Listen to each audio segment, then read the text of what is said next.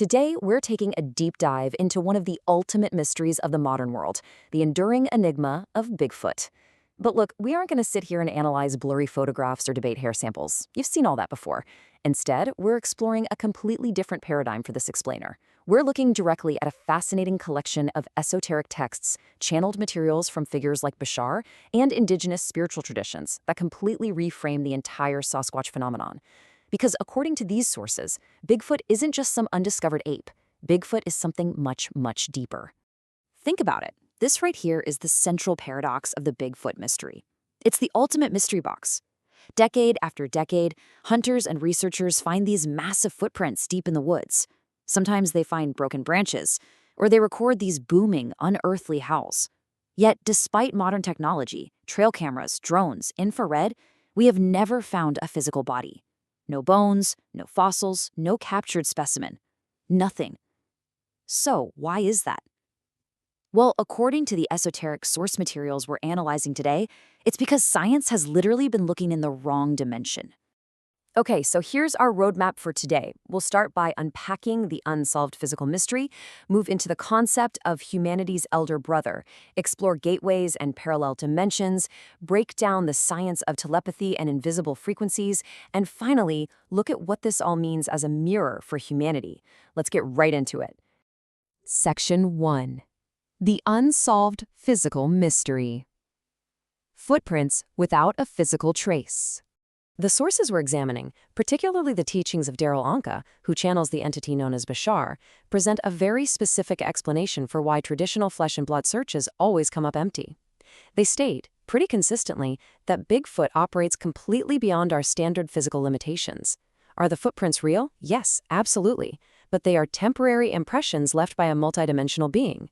The physical evidence simply stops exactly where their multidimensional reality begins.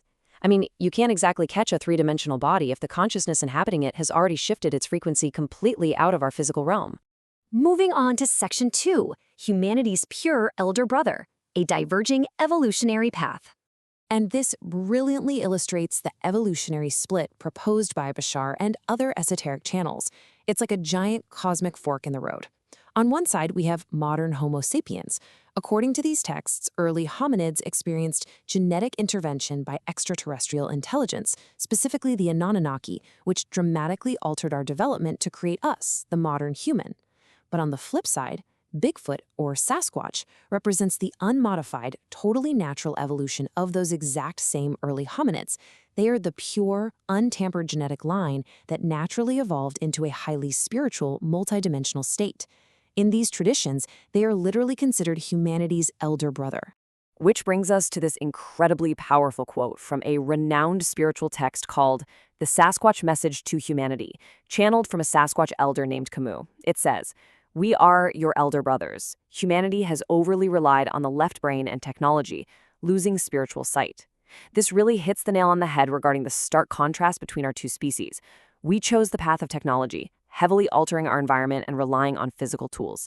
They chose the path of internal evolution, mastering their own consciousness and staying perfectly, seamlessly aligned with nature. Section 3. Gateways and Parallel Dimensions. Traversing the Unseen World. So, the crucial question is, where do they actually go? Bashar introduces this fascinating concept of the Shunyata realm. This is described as a pure, empty, slightly altered intermediate dimension. Bigfoot consciousness naturally resides here. It's highly evolved and completely free of the dense, chaotic energies of our standard three-dimensional Earth. And this directly answers that core, nagging question of why no Bigfoot bones are ever discovered. According to Bashar, when a Bigfoot dies, the body isn't just left in the woods for a hiker to stumble upon.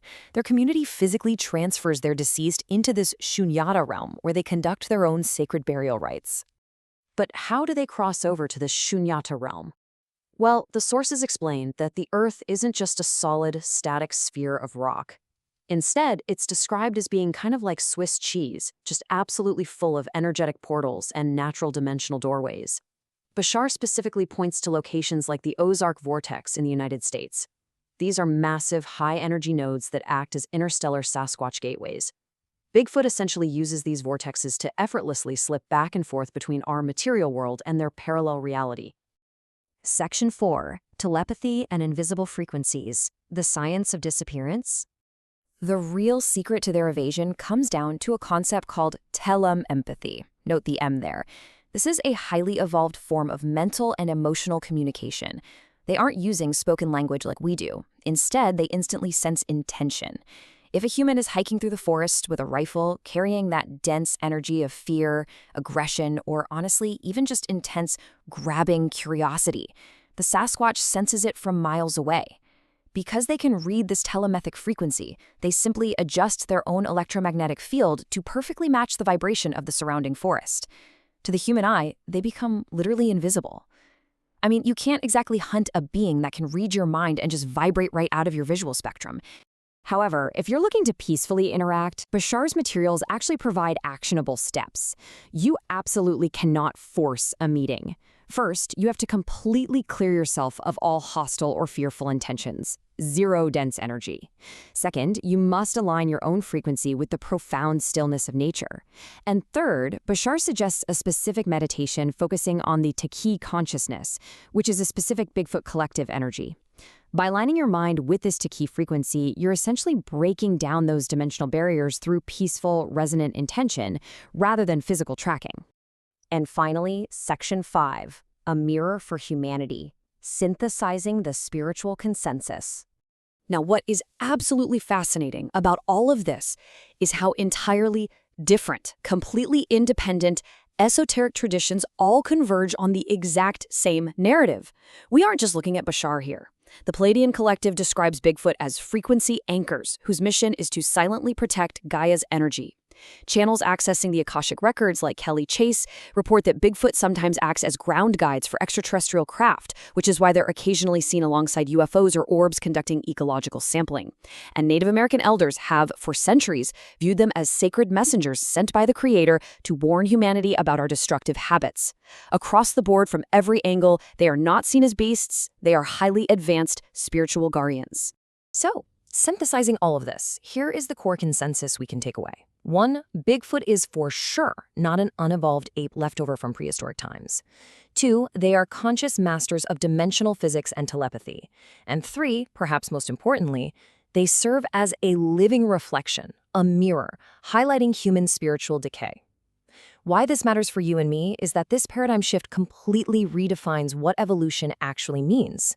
We look at our smartphones and our spacecraft and we think, wow, we are the apex of evolution. But the Sasquatch paradigm suggests that true ultimate evolution is internal, it's natural, and it's spiritual.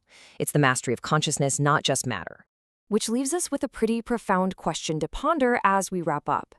If our elder brother truly is out there, quietly watching us from a parallel dimension, perfectly in tune with the Earth, what do they think of the path humanity is currently choosing? It's a thought that completely transforms how we look at the woods, how we look at ourselves, and how we view the mysteries we share this planet with. Keep exploring, and as always, keep questioning the nature of our reality.